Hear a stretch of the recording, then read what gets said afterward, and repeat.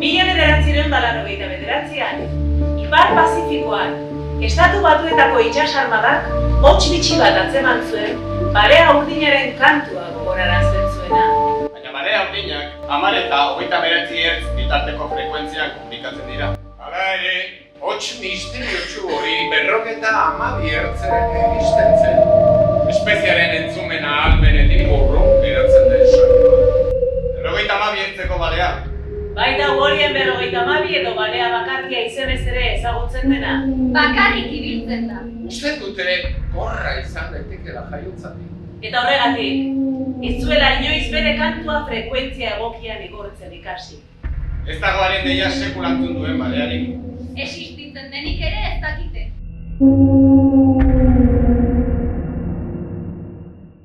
Pertsona asko pairatzen du aukeratu ez duen bakardadea. Ni oso bakarrik sentitzen naiz. Beste frekuentzi batean nago. Desafinatuta. Bakarrik hitz egiten dut, asko. Gazen bat, eta gehiago saiatu orduan eta aukera. Ez dakit. Tipo xerrera naizela diote.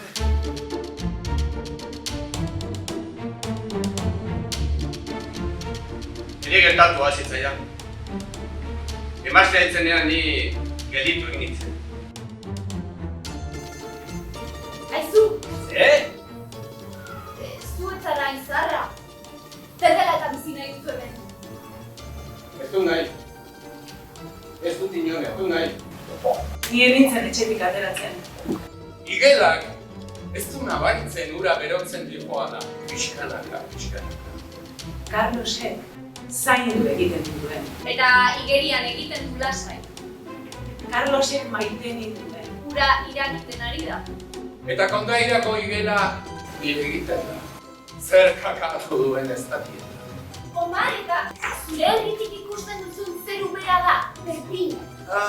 Berdin, zeru. Bai, Berdin bai, baina nola esan...